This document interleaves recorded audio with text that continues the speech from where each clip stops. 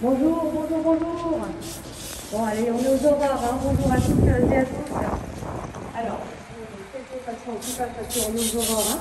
Ne vous inquiétez pas, c'est une action désobéissante organisée par l'association ATTAC. Alors, c'est une action LVMH et nous sommes à la Samaritaine. Voilà, gros numéro, vous pouvez le voir. Donc ici, vous avez d'abord les vitrines de la Samaritaine où les activistes d'ATTAC ont projeté de la gouache, donc de la peinture à l'eau sur les vitrines, écrivent des messages qu'on va commenter ensuite. Et en face, au siège d'LVMH, les activistes ont grimpé tout à fait à Marie, par exemple, et Pinot, également. Oui, bientôt, alors on fait l'un après l'autre, tout simplement, le message est très simple. Ce n'est pas possible qu'en pleine 30 minutes, pendant tout le monde est à la stature, pendant que des centaines de milliers d'emplois sont détruits, c'est pas nous qui nous avons fait, et bien pendant ce temps-là, on ne peut pas à l'illégale répartition des richesses. Alors, investir notamment avec des aides publiques, puisque le groupe LVMH a bénéficié de l'aide publique pendant la crise, et pourtant a pu quand même faire banderole qui se déploie. Le gang des profiteurs. Alors pourquoi on dit le gang? Parce qu'il y a exactement 38 milliardaires français, c'est bien ça? Exact. D'ailleurs, il y en a 4 de plus cette année, dont le PDG de Moderna, comme quoi la crise paye bien, oui, pour les grands milliardaires, les grands riches, et notamment, évidemment, la privatisation des vaccins, aussi les grands patrons, il y a un grand patron de biologie médicale, voilà, oui. Des laboratoires.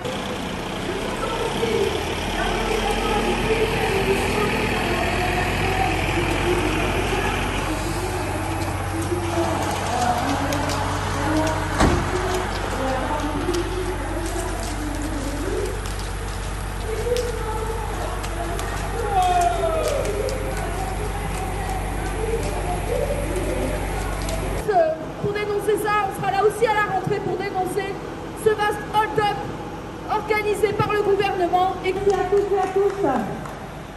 Voilà, c'était une action organisée par l'association ATTAC. Nous étions au siège LVMH, vous voyez la...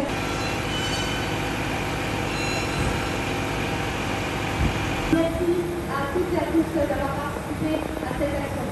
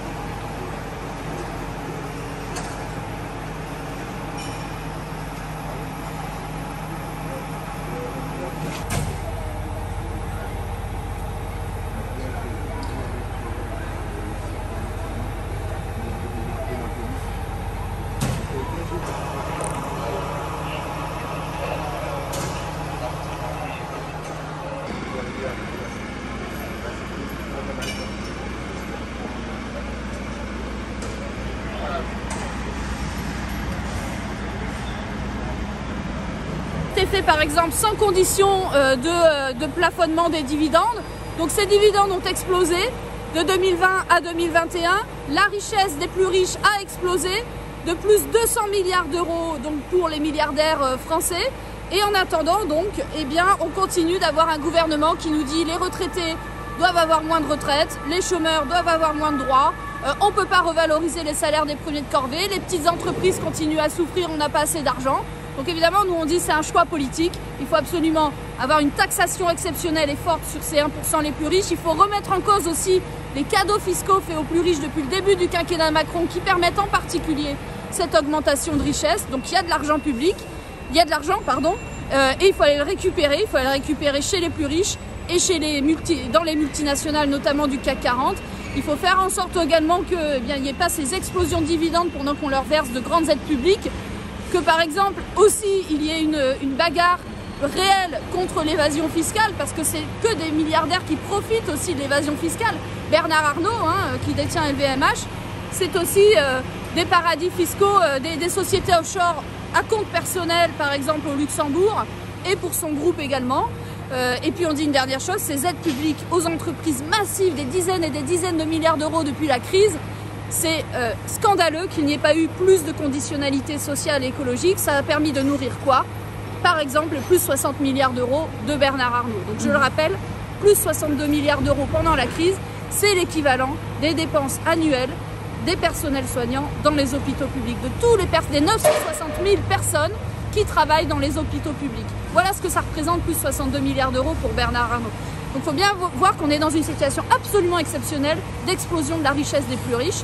D'ailleurs, dans les nouveaux milliardaires là, de cette année, il y a le patron de Moderna, il y a aussi un autre patron qui détient des laboratoires de biologie médicale. Donc voilà, la crise n'a pas été terrible pour tout le monde. Elle a été très profitable pour certains et très dommageable pour d'autres, avec un gouvernement qui est vraiment le gouvernement des riches, quoi.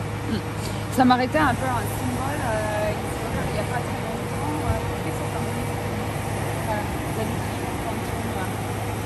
longtemps. C'est pour montrer que c'est de l'argent sale. C'est de l'argent qui provient notamment en particulier de l'évasion fiscale, qui provient aussi du fait qu'il y ait des salaires dont certains sont au SMIC, extrêmement bas, et ça provient surtout de la complicité d'un gouvernement qui fait payer la crise aux plus précaires et bientôt aux retraités, et qui refuse de la faire payer aux plus riches, au contraire, qui laisse les plus riches s'enrichir énormément. Donc c'est pour ça qu'on dit ici que c'est de l'argent sale, et avec cette peinture noire qui symbolise cet argent sale. Et puis vous voyez ici donc le gang des ultra riches. Donc je le rappelle, Bernard Arnault, vous voyez, plus 62 milliards d'euros, Bernard Pinault, plus 17 milliards d'euros, Drahi, 7 milliards d'euros, Bettencourt, plus 21 milliards d'euros. C'est des sommes absolument faramineuses qui auraient permis, en partie en tout cas, de répondre beaucoup plus aux besoins sociaux et écologiques dans la période. C'est pas vrai qu'il n'y a pas d'argent. On peut aller chercher chez les riches et les multinationales, c'est uniquement une question de volonté politique.